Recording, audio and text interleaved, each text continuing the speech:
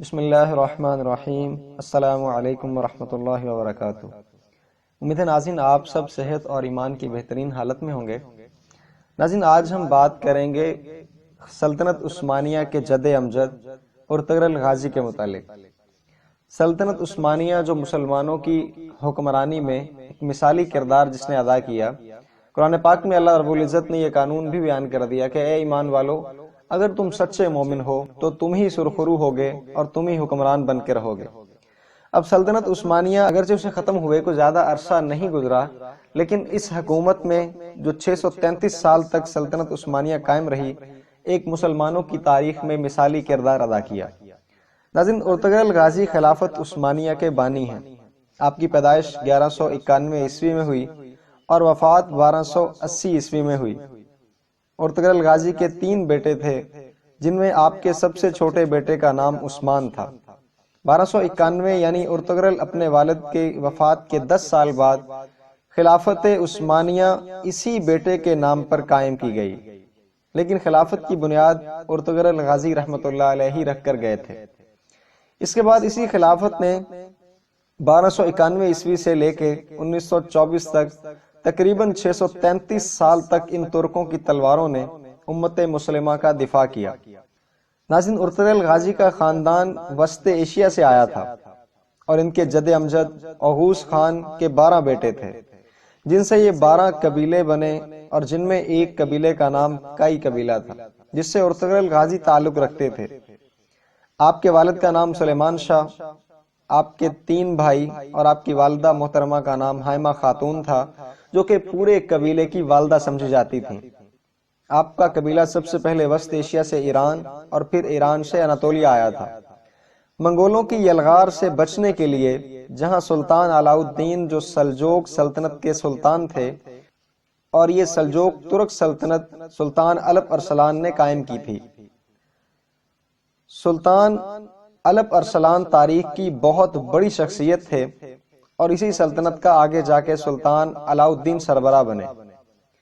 اسی سلطان علاء الدین کے سائے تلے یہ 12 قبیلے اوغوز خان رہتے تھے اور کائی قبیلے کے سربراہ ارطغرل غازی بنے۔ آپ کے والد سلیمان شاہ کی وفات کے بعد سب سے پہلے آپ نے اپنے مکمل خاندان میں سے اکثریت کی مخالفت کے باوجود اہلت کی طرف ہجرت کی۔ آپ کی ذات آپ کے قبیلے کے بہت مختصر لیکن بااعتماد لوگ شامل تھے۔ آپ کا مقصد پورے عالم میں اسلام کے جھنڈے کو لہرانا تھا، جبکہ باقی قبیلہ ہجرت کو اس لیے ناگوار سمجھ رہا تھا چونکہ وہ سمجھتے تھے کہ قبیلے کے لیے کھانا پینا اور اس طرح کی ضرورتوں کا انتظام کرنا اہلت میں جا کے مشکل ہو جائے گا۔ پھر اہلت سے حلب گئے اور 1232 جہاں سلطان صلاح الدین ایوبی کے پوتے العزیز کی حکومت تھی، سب سے پہلے ارطغرل نے العزیز سے دوستی کی، پھر سلطان علاء الدین کی بھانجی حلیمہ سلطان سے شادی کی، جس سے آپ کے 3 بیٹے پیدا ہوئے۔ آپ نے ایوبیوں اور سلجوکیوں کی دوستی کروائی، صلیبیوں کے ایک مضبوط قلعے کو فتح کیا جو حلب کے قریب تھا۔ اس کے بعد ارطغرل سلطان علاء الدین کے بہت قریب ہو گئے۔ اس کے بعد منگولوں کی یلغار قریب ہوئی تو ارطغرل غازی نے منگول کے ایک اہم لیڈر نویان کو شکست دی۔ نویان منگول بادشاہ اوکتائی خان کا دست راست سمجھا جاتا تھا۔ اوکتائی خان چنگیز خان کا بیٹا تھا اور اس اوکتائی خان کا بیٹا ہلاکو خان تھا جس نے بغداد روندا تھا۔